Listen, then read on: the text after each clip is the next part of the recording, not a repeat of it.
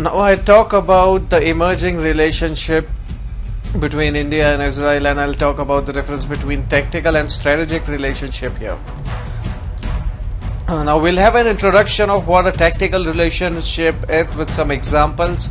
Then we'll look at what a strategic relationship is, the argument support of the tactical relations, and the argument in support for the strategic relation. We'll also have a comparison of both of these relationship and the factors that would play a role here.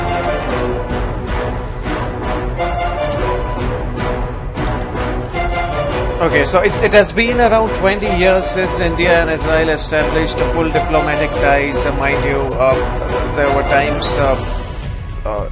in warfare and in strategic areas where India has been taking help of Israel, but due to the political reasons, mostly due to the Cold War, where India was sided with the USSR, and due to the demographic pressure it had delayed the recognition of Israel and also the dependency on oil. So that's a separate topic on why that was delayed. But yeah, it's around 20 years since India and Israel established full diplomatic relations, and since then Israel has become one of the largest source of weapon for India, and this relationship has become more stronger with time. There are many reasons to argue here as well, like the right blend that Israel has in terms of upgrading Soviet machine, as well as giving India things with a flavor of Western technology. So in that respect, this has been a unique advantage that Israel has provided India with. But the question arises that is this relationship a simple tactical partnership, or can it be called as a stronger strategic alliance? We have a lot of things here that's going on currently after the newly elected PM Narendra Modi of India. But let's look and delve into what a tactical relationship is here. So tactical partners are generally considered more of a case by case or for a commercial cause. The relationship is based more on a particular business deal, often negotiated in advance, and involves distribution channels designed to push products into markets. According to the dictionary, it literally means a tactical action is one that you do as a part of a plan for achieving what you want. So that's kind of a tactical view of the relationship. The other part, what a strategic relationship is. So a strategy at its origin is a military term from the Greek language meaning generalship. Today the common understanding of the term strategy is a high-level plan to achieve one or more goals under conditions of uncertainty over a period of time. An alliance is a pact or coalition or friendship between two or more parties made in order to advance common goals and to secure common interests. When an alliance is strategic, it means that the partners in question consider that their common interests and goals supersede those of individual organizations, at least for the areas covered by the agreement. So it's a broader relationship. There are a lot of common interest, and it's not where you want to just achieve one of your goals. So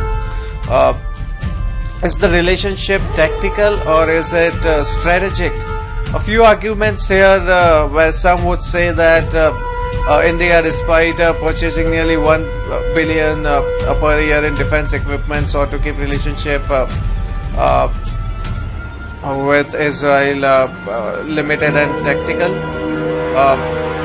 Israel arms sales to India may be mutual beneficial, but they are largely confined to what they are: limited economic, military, technical connection beyond arms sales and a few other areas of defense cooperation.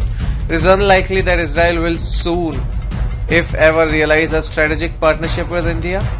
Many issues such as the leftist and the large Muslim population in India, that's quite underrated, and India's Iran policy because of the energy constraints, pro-Palestine policy will always hinder the progress made in an Indo-Israel relationship. The arguments for the strategic relationship says the strategic partnership tends to endure. They are based on a strong commonality of interest and threats faced jointly. The outgrowth of terror in neighboring countries around India and Israel threatened these two countries most directly and manifestly. The Israeli needed to export arms to India to achieve economies of scale and subsidies price for their own armed forces. People-to-people relations have always been excellent, and recent polls indicate that Israel is one of the most popular foreign countries in India. Today, Israel is the second largest exporter of arms to India after Russia. It's a relationship of great strategic relevance and mutual gain. So, the tactical versus strategic aspect relationship is based largely on arms trade.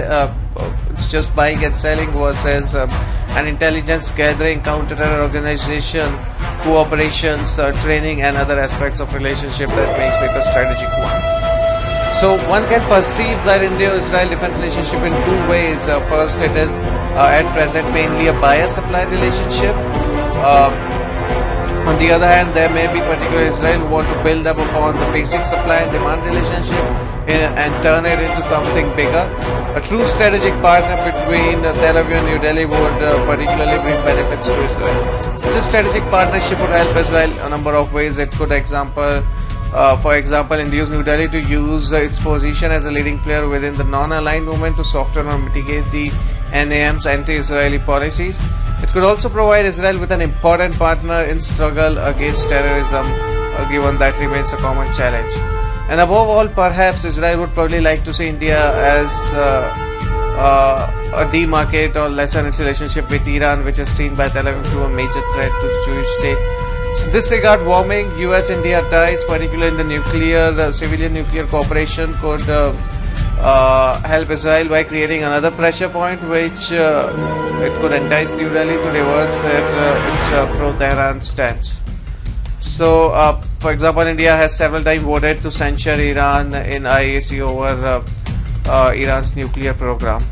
So that was a comparison between whether the relationship is strategic or whether it's a tactical one. I hope you like this one. Thank you for listening to my podcast.